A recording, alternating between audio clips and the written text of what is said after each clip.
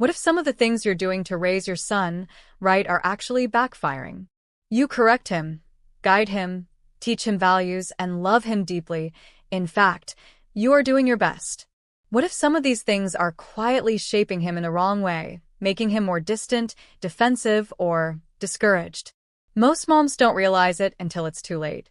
But the good news is, once you recognize these silent mistakes, you can start changing them. And when you do, you'll see your son respond in ways you never thought possible. Welcome to Parenting for Learning Success, the place where we help you raise children who don't just excel in school, but thrive in life. If you're a mom who wants to understand your son better, guide him with confidence, and build a deeper connection along the way, you're in the right place. So take a moment to like this video and subscribe if you haven't already, because today, we're diving into 7 common mistakes moms make when raising boys and how to fix them. Mistake number 1, trying to talk him out of his emotions. Many moms want to comfort quickly, so when a boy is upset, we say things like, "You're fine. Don't cry. Be strong." We mean well. We want him to feel better fast.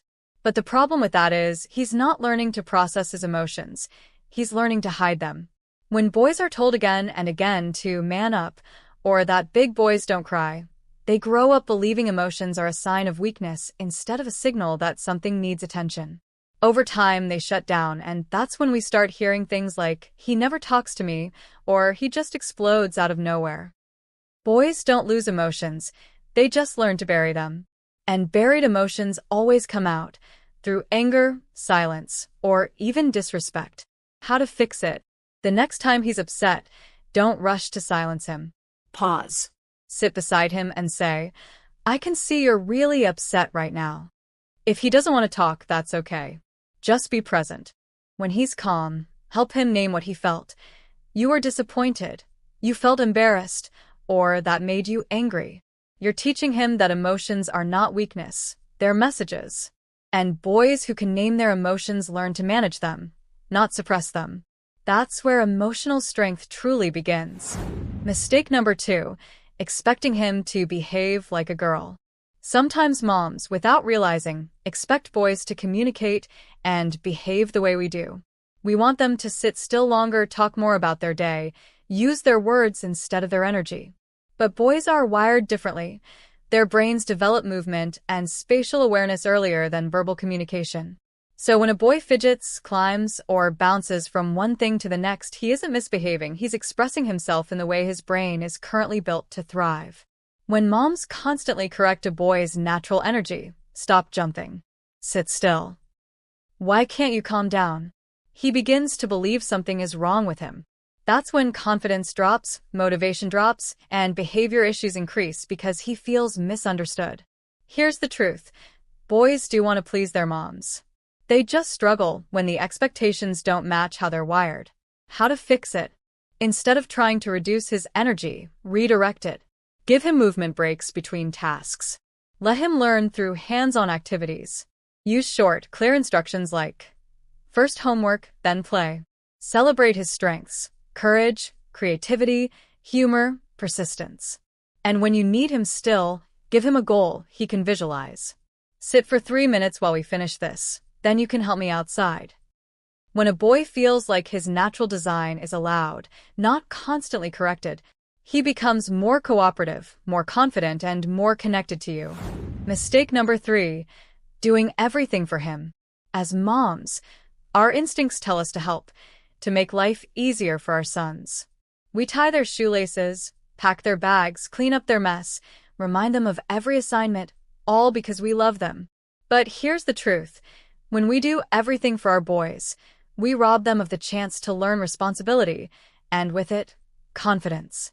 When a child never has to think ahead, solve small problems, or face the results of his choices, he grows up expecting others to fix things for him. And one day, that same boy becomes a man who struggles to lead, take initiative, or follow through. How to fix it? Start small. Let him handle tasks that match his age. Packing his lunch, doing simple chores, managing his school bag. If he forgets something, resist the urge to rush in and rescue him.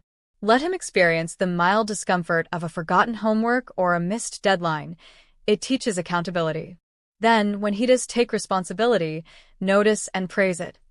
You remembered to do that on your own, well done. You're not being a mean mom by letting him struggle a little. You're raising a boy who believes he can handle life. Mistake 4. Using shame or harsh words to correct. When boys act out, our first instinct is often to correct them quickly. We say things like, "What's wrong with you? Can't you ever listen? You're acting like a baby." We don't mean to hurt them. We're just frustrated. But harsh words don't just correct behavior. They shape identity. A boy who's constantly spoken to with anger or sarcasm begins to believe he's the problem, not his behavior. Over time, he may shut down emotionally, lash out, or stop trying altogether, thinking, "Why bother? I'll just mess it up again." How to fix it? Slow down before responding. When you're angry, take a deep breath, step away if you need to, and come back when you're calm. Then correct the behavior, not the boy. Instead of, "You're so careless," say, "You didn't double-check your work. Let's try again." And always end correction with connection, a hand on the shoulder, a reassuring word, or eye contact that says, "I still love you, even when I correct you." When a boy knows he's loved even in discipline, he learns to separate failure from identity, and that's what builds true confidence and respect. If this message is speaking to you, take a moment to like this video. It helps more moms find it too. And if you want more practical tools for raising boys who thrive in learning and in life, remember to subscribe before you forget. Now, let's talk about another silent mistake many moms don't realize: their need for respect. Mistake 5. Ignoring his need for respect. One thing many moms don't realize is that boys crave respect just as deeply as they crave love. In fact, for most boys, respect is love. When we talk down to them, correct them in front of others, or dismiss their opinions, even unintentionally, it chips away at their sense of worth.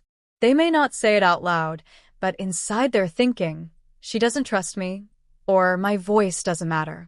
And here's what often happens: that quiet hurt turns into resistance. He starts tuning you out, talking back, or withdrawing altogether. Not because he's rebellious, but because he feels unheard. How to fix it? Start by treating your son the way you'd want someone to treat you when you make a mistake, with dignity. If you need to correct him, do it privately, not in front of his siblings or friends. When he shares his thoughts, pause and listen, even if you disagree. Ask questions like, "That's an interesting idea, tell me more." These small moments communicate, "I see you. I value you." And when a boy feels respected, he becomes more open to correction and guidance. You can also model mutual respect in the home. Let him see you speak respectfully to your spouse, your staff, and even to him. When he grows up seeing that respect isn't demanded but demonstrated, he'll learn to show it naturally, not out of fear, but out of character. Mistake number 6. Overprotecting him and how it backfires. As moms, it's in our nature to protect. We want to make sure our sons don't get hurt, don't fail, don't struggle too much. But here's the truth: when we shield them from every challenge, we also shield them from growth. You see, boys learn confidence by doing hard things. They discover strength when they fall, figure it out, and try again. So when we constantly step in to rescue them, maybe by doing their chores ourselves, solving every school conflict, or speaking for them when they hesitate, we send a silent message. "I don't think you can handle this." And over time, that message sinks deep. He starts doubting his own abilities. He avoids risks, gives up easily, and becomes dependent, not because he's lazy, but because he's never had the chance to build his own resilience. How to fix it? Start small. The next time your son struggles with something, tying his shoelace, packing his bag, or figuring out a homework problem, resist the urge to jump in right away. Instead, ask, "What do you think you can try first?" Give him the space to problem solve while staying close enough for support. If he fails, that's okay. Don't rush to fix it. Guide him through reflecting on what went wrong and what he could do differently next time. That's where real learning happens. You can even use phrases that build inner strength like, "I know this is hard, but I believe you can handle it. I'll be right here if you need help, but try it first." When you shift from rescuing to coaching, your son begins to develop confidence, the quiet kind that comes from experience, not praise. And one day, you'll watch him face something difficult, take a deep breath and handle it, not because you stepped in, but because you stepped back. So yes, stepping back helps your son grow stronger. But here's something we often forget. Even when we're quiet, he's still learning from us. That brings us to the final mistake many moms make without realizing it. Mistake number 7. Not modeling what you want to see. We tell our sons to be kind, to speak respectfully, to manage their tempers. But what they really learn is what they see every day. A boy watches how his mom handles frustration, how she talks to others, and even how she talks to herself. So when we say, use your words kindly, but then speak harshly when we're stressed, he learns that anger gets results. When we say, be responsible, but he sees us blaming others or making excuses, he learns that words don't have to match actions.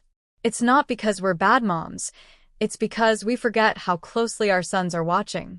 Boys don't just listen, they mirror. How to fix it? Start small. If you want him to be calm, show him calm, especially when you're upset.